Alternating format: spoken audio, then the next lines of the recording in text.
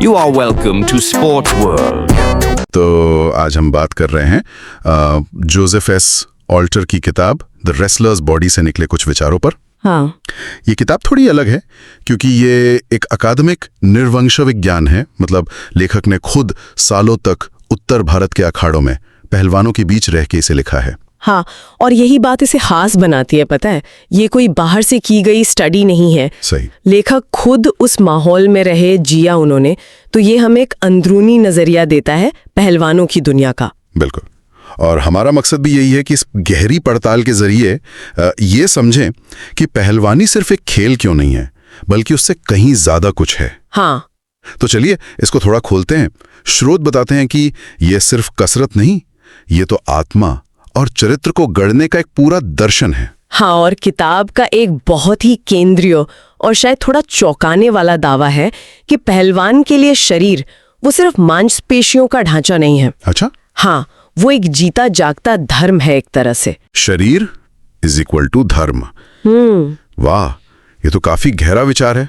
मतलब नैतिकता, अनुशासन, जीवन का उद्देश्य, ये सब शरीर से ही सधता है। बिल्कुल, स्रोत यही बताते हैं और इसीलिए वो शुद्धता और पवित्रता पर इतना जोर देते हैं। हाँ, मैंने भी पढ़ा, जैसे कि सख्त शाकाहारी भोजन, है ना? बिल्कुल। और वो तामसिक चीजों से परहेज। हाँ, तामसिक मतलब वो चीजें जो सुस्ती या आलस लाती हैं, मांसाहार, नशा वगैरह, इन सब से दूर। और ब्रह्मचर्य का पालन, वो भी बहुत कठोरता से। बिल्कुल। और देखिए, इस ब्रह्मचर्य को अक्सर लोग सिर्फ शारीरिक ऊर्जा बचाने से जोड़ते हैं। हाँ, यही सुना है ज्यादातर। पर स्रोत बताते हैं कि इसका गहरा संबंध वो मानसिक स्थिरता से है, ध्यान केंद्रित करने की क्षमता से है। ये सिर्फ शारीरिक नहीं, मानसिक अनुशासन भी है। हाँ, ये तो सोचने वाली बात है। और इसी अनुशासन पर आप देखें तो अखाड़े की पूरी सामाजिक बनावट खड़ी है, खासकर वो गुरु शिष्य परंपरा। हाँ, वो महज एक ट्रेनिंग सेंटर नहीं है, वो एक सांस्कृतिक केंद्र है जहाँ सिर्फ शरीर नहीं बल्कि चरित्र भी गढ़ा जाता है। गुरु का स्थान बहुत ऊंचा माना जाता है। वो सिर्फ दाव पेच नहीं सिखाते, जीवन जीना सिखाते हैं। हाँ बिल्कुल, जीवन जीने का तरीका। और ये जो पारंपरिक नजरिया है, ये तब और भी दिलचस्प हो जाता है जब हम इसकी तुलना आज के मॉडर्न जिम कल्चर से करते हैं। हाँ, बड़ा फर्क है। बिल्कुल।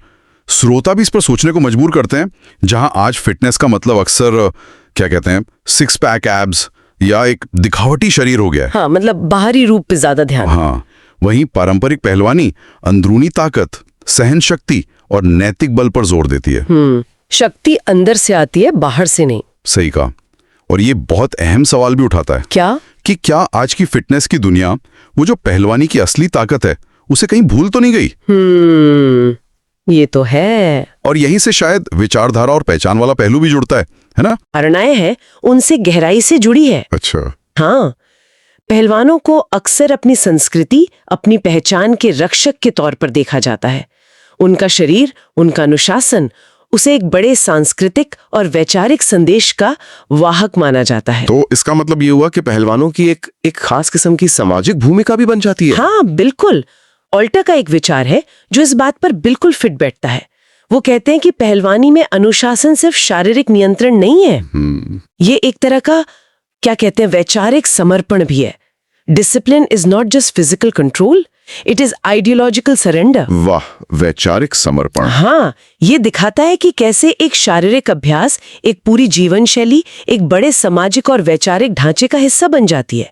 शरीर सिर्फ व्यक्तिगत नहीं रहता, वो सामूहिक पहचान से जुड़ जाता है। तो मतलब कुल मिला के इस किताब से सार ये निकलता है कि पहलवानी को सिर्फ मसल्स और दांव पेंच का खेल समझना वो बहुत सतही होगा। हाँ, बहुत ज्यादा। ये तो एक जटिल प्रणाली है जिसमें शरीर, मन, नैतिकता, समाज, यहाँ तक कि विचारधारा सब आपस में गुंथे हुए हैं। सही कहा। पूरी जीवन दृष्टि है। सही कहा। ये वाकई महज एक स्पोर्ट्स बुक नहीं है, ये शरीर, समाज और आध्यात्मिकता का एक गहरा निवंश विज्ञान अध्ययन है। हाँ। ये हमें भारतीय संस्कृति के एक खास पहलू की जटिलताओं को समझने में मदद करता है और अंत में ये एक विचार छोड़ जाता है जिस पर सोचा जा सकता है। हाँ, क्या आज की इस भागदौड़ भरी आधुनिक जिंदगी में, जहां हर चीज हमें तुरंत चाहिए, क्या हमने अपने पारंपरिक खेलों और अभ्यासों की उस गहरी अंदरूनी आत्मा को, उस धीरज और समर्पण को कहीं पीछे छोड़ दिया है? ये सवाल वाकई सोचने लायक। धन्यवाद। हमारे साथ जुड़ने के लिए लाइक, शेयर और सब्सक्राइब करना ना भूलें।